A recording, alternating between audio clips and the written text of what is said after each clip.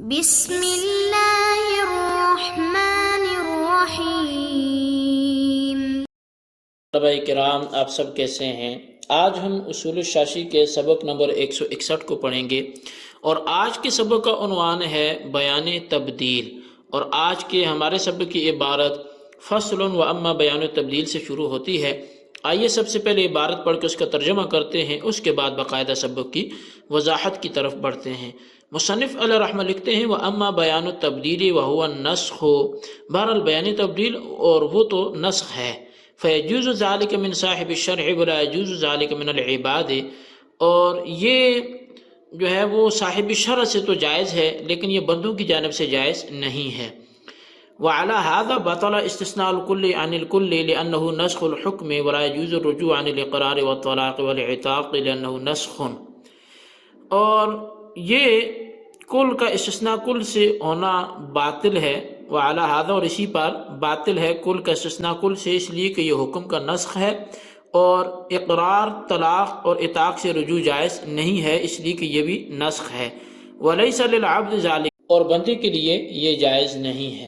وَلَوْ قَالَ لِفُلَانٍ عَلَيَّ أَلْفٌ قَرْضٌ أَوْ ثَمَنُ الْمَبِيعِ وَقَالَ وَهِيَ زُيُوفٌ كان ذلك بيان التغيير عندهما فيصح موصولا وهو بيان التبديل عند ابي حنيفة فلا يصح وان واصلا۔ اور اگر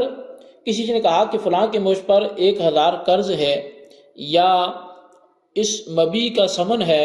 اور وہ ضیوف ہیں یعنی وہ کھوٹے ہیں، تو یہ بیان تغییر ہوگا صاحبین کے نزدیک، پس یہ موصول تو صحیح ہے،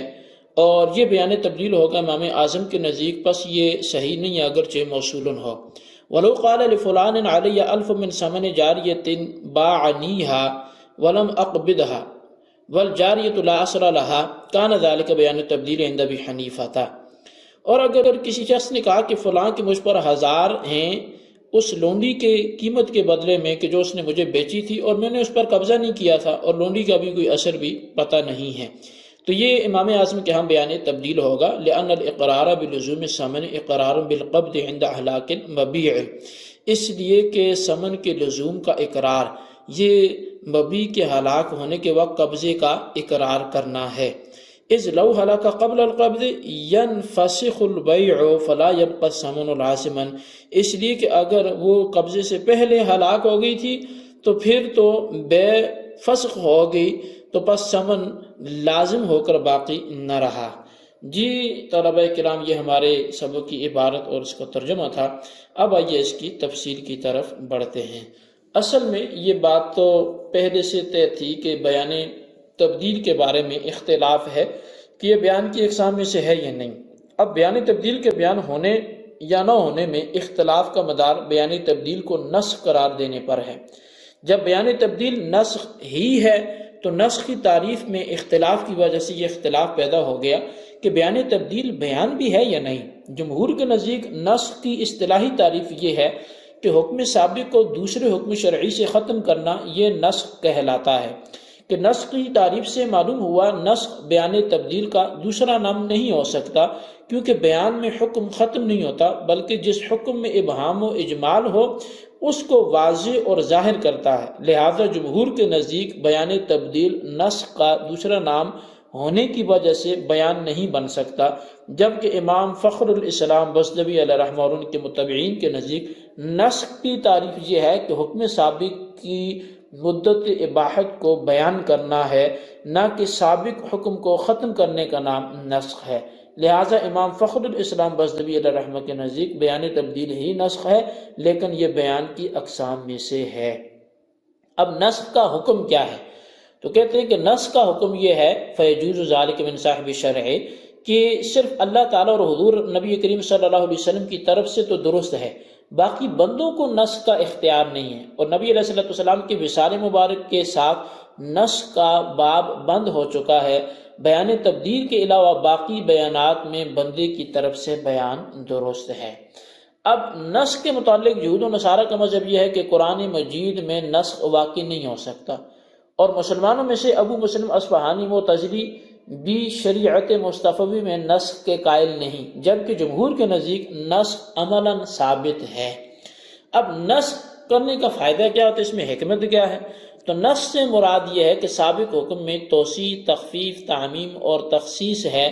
کہ جس میں حکمت یہ ہے کہ زمانے کے بدلنے کے ساتھ ساتھ حالات اور تقاضے بدلتے رہتے ہیں، اور تمام احکام شرع کی بنیاد کو اگر غور و فکر سے دیکھا جائے تو بندوں کے مصالح پر ہے کہ جس طرح ماہر طبیب نبض کی حرکت، مریض کی حرارت اور مزاج کی کیفیت کی بنا پر دوائی میں جزوی تبدیلی کرتا رہتا ہے، اسی طرح اگر علاج بالغذا ہے تو اس میں بھی تبدیلی ہوتی رہتی ہے، مگر مریض یہ سمجھتا ہے کہ دوائیں بدل رہا ہے، حالانکہ ہر دوائی اور غذا کی مدت کے ختم ہونے کے بعد طبیب اس دوائی اور غذا کو تبدیل کرتا ہے۔ اسی طرح اللہ تعالیٰ اپنے علم ازلی کی وجہ سے احکام میں بندوں کے مصالح کی وجہ سے تبدیلی کرتا ہے، مگر بندوں کو اس کا علم نہیں ہوتا، وہ یہی سمجھتے ہیں کہ سابقہ حکم ختم ہو چکا ہے، حالانکہ سابقہ حکم کی مدت ہی اتنی تھی جتنی بیان فرمائی۔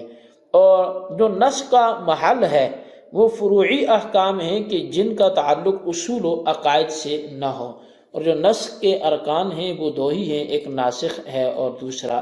منسوخ ہے۔ اب وعلا ھذا بطلہ سے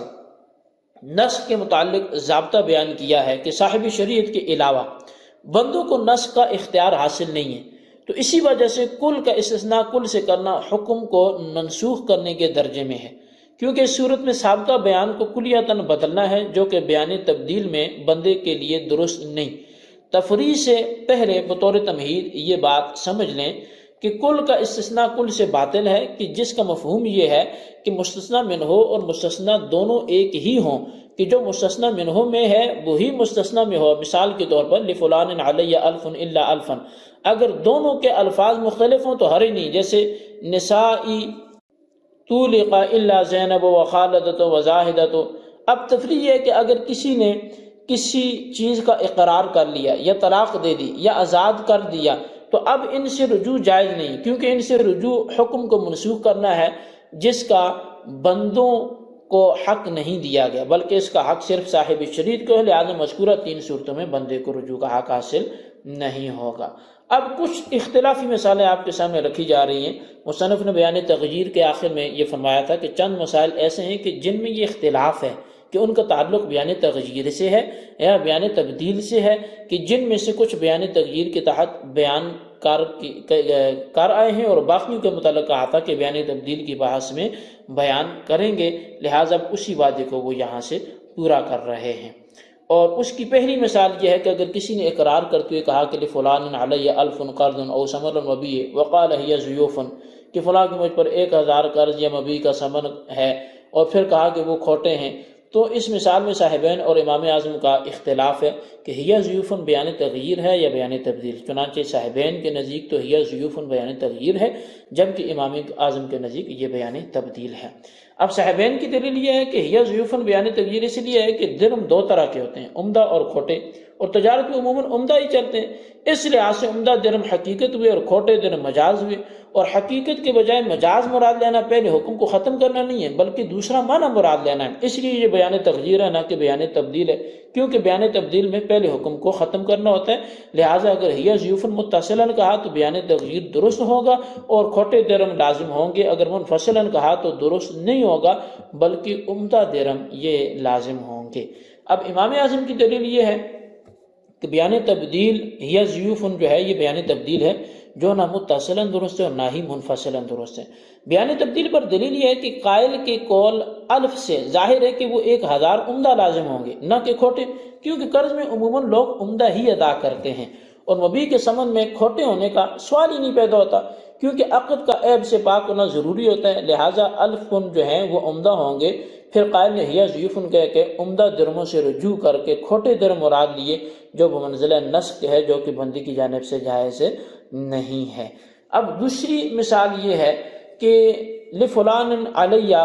یہ ولو قال لفلان علیہ سے صاحبان اور امام اعظم کے نزدیک دوسری اختلافی مثال کو بیان کر رہے ہیں کہ لفلان علیہ الف من ثمن جاریۃ باعنیھا ولم اقبضھا، کہ فلاں کے مجھ پر 1 ادارے سے لونڈی سے ہیں کہ جس کو اس نے مجھے بیچا تھا اور میں نے اس پر قبضہ ہی نہیں کیا۔ اس مثال میں صاحبین کے نزدیک اگر لم اقبضھا کو متصلاً کہا ہے تو یہ بیان تغییر ہے، جبکہ امام اعظم کے ہاں یہ بیان تبدیل ہے۔ صاحبین کی دلیل یہ ہے کہ جب قائل نے من ثمن جاریۃ باعنیھا کہا ہے تو اس میں 2 احتمال ہیں کہ اس نے لونڈی پر قبضہ کیا یا نہیں، بصورت اول اس پر درم لازم ہوں گے اور بصورت ثانی لازم نہیں ہوں گے۔ اور جب لم اقبضھا کہا تو پہلے احتمال یعنی قبضہ کو ختم کر دیا اور دوسرے احتمال کو متعین کر دیا، اور اگر اس نے لم اقبضھا متصل کہا تو بیان تغییر ہوگا کہ جب تک قبضہ نہیں کرے گا تو 1000 درہم لازم نہ ہوں گے، اور اگر منفصلاً کہا تو کل عدم ہوگا اور اس پر 1000 لازم ہوں گے۔ تو اب یہاں امام اعظم کی جو ہے وہ دلیل وہ یہ ہے کہ قائل کا لم اقبضھا کہنا یہ بیان تبدیل ہے، اس لیے کہ مبی کے ہلاک ہونے کی صورت میں مقر کا لزوم ثمن کے قرار کرنا مبی پر قبضے کا اقرار ہے۔ جب بائع اور مشتری کے پاس لونڈی کا نام و نشان ہی نہیں ہے لیکن مقر پھر بھی لزوم ثمن کے اقرار کر رہا ہے، اس سے واضح ہوا کہ مبی پر قبضہ کر لیا ہے، تبھی تو ثمن کے اقرار کر رہے ہیں، اور پھر لم اقبضھا کہہ کر سابقہ قبضے سے رجوع کر رہے ہیں، اور یہ ضمنی طور پر ثمن سے بھی رجوع ہے اور اقرار سے رجوع بیان تبدیل ہے، اور بیان تبدیل کا اختیار بندے کو نہیں ہے، لہذا مشتری کو 1000 دینے لازم ہوں گے، اور لم اقبضھا نہ متصلا درست ہوگا اور نہ ہی منفصلا درست ہوگا۔ تو یہ بیان تبدیل کے حوالے سے ہمارا سبق تھا، اس کو اپنے الفاظ میں نوٹ کریں، بالخصوص ان سوالات کا جوابات ہیں۔ سوال نمبر 1 یہ ہے کہ نسخ کا حکم بیان کرتے ہوئے محل نسخ واضح کریں، اور سوال نمبر 2 یہ ہے کہ بیان تبدیل اور تغییر کے حوالے سے جو امام اعظم اور صاحبین میں اختلافی مسائل ہیں ان میں سے کوئی ایک مثال سے واضح کریں۔ اللہ تبارک و تعالیٰ سے دعا جو کچھ ہم نے پڑھا سنا اسے یاد رکھنے کی توفیق نصیب فرمائے، آمین بجاہ النبی الامین صلی اللہ علیہ وسلم۔